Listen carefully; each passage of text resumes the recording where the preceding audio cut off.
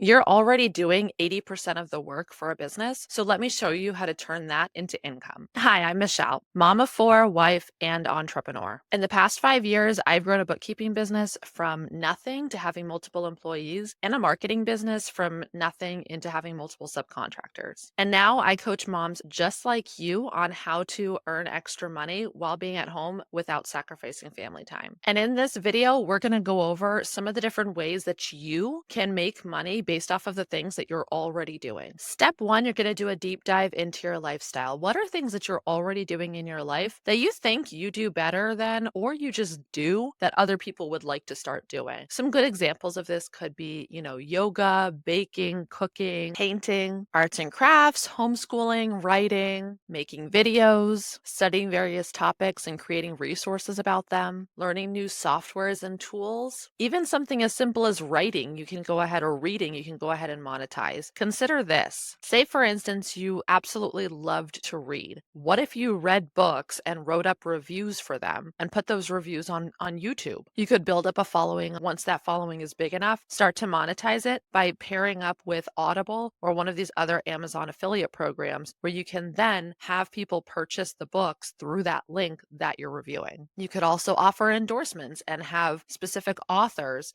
pay you to do a review of your book on your program if you have enough views. Or maybe you're really into fitness and yoga. There's a lot of people that would love to get into that space but just don't know how. You could simply create a course, have a YouTube channel that goes over different routines that you do. If you're a yoga instructor, or even if you just do yoga every single day, just literally filming yourself doing things that you're already doing and uploading them onto YouTube will help you get a really good start to kickstarting a business based off of things that you're already doing. So, okay, maybe now you're thinking, I do have some things that I do that I think could be valuable to other people. What do we do now? Well, the first thing that I would do is consider time tracking your day. What this will do is set you up for success in the future because it gives you a blueprint of what you do with your day right now. From there, you can figure out what things you can get rid of, what things you can add in, and really how much time you have to dedicate to actually building a business. It also tells you how much of your day you're actually spending doing these things. And that will give you a really good idea as well in terms of how much content you can create and how much of an impact you can make based off of the things that you're already doing every single day. Once you have a good idea of your daily schedule and what you actually are doing with your day, how long it's taking you to do these tasks, where those little pockets of time come in that you may be able to build a business through, we recommend doing some time blocking. And time blocking is a great skill to have just across the board. So even if you're not going to start a business, I highly suggest learning about time blocking and implementing that into your life. Time blocking is essentially where you take your schedule and you block out chunks of times for specifics. So for instance, in my schedule, the first chunk of the day is taking care of my family and preparing everybody for the day. I'm a mom of, and so that's when we do our,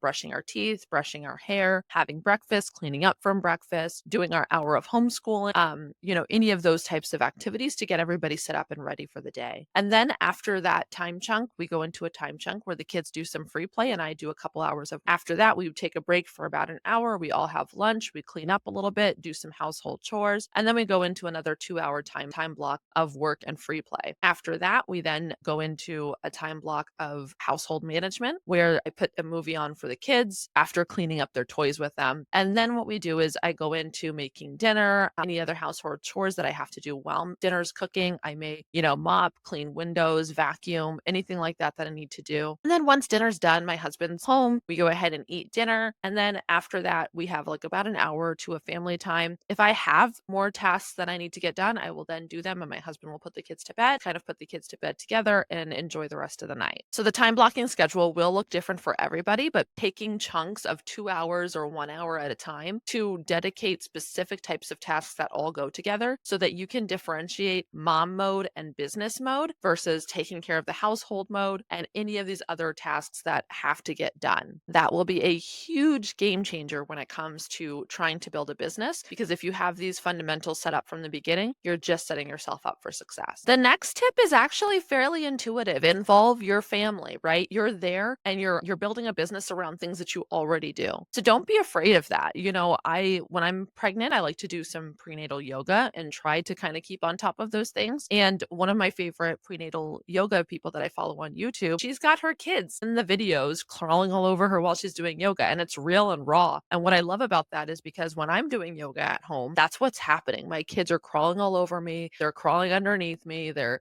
trying to do it with me. So involve your family, make it something that the family wants to be involved in, and that way you have the support that you need in order to make sure you're doing it every day. Especially as moms, sometimes we try to wait till things are perfect, till the whole house is quiet, until, the kids are behaving, until you can have a quiet, moment in a room by yourself to film things. When the reality is that's probably not going to happen, right? We need to be able to work with the situations we have in front of us. And so in this situation, if you're filming videos, if you're doing things like that, when you're working with clients, when you're organizing your days, when you're doing these things, it's okay and probably a positive thing to include your family in that and allow your children to see what it's like to work at a business, allow them to take ownership in some of the things that need to get done so that they can be a part of it too, right? Really involve your family. Lean on your husband in the evenings if you have to get stuff done that's quiet. I get it. I mean, when I do calls with clients, I do them in the evening so my husband's home because I can't be interrupted during that time. I need to be focusing on my clients, right? Same thing will probably be for you. There's going to be aspects of your business where you will need to be able to focus. And so having that support from your family and understanding that your kids need to know what's going on so that they can best set themselves up for success in being able to support you. And this last tip here, I think, is the big life-changing and game-changing thing about starting a business. Passions help avoid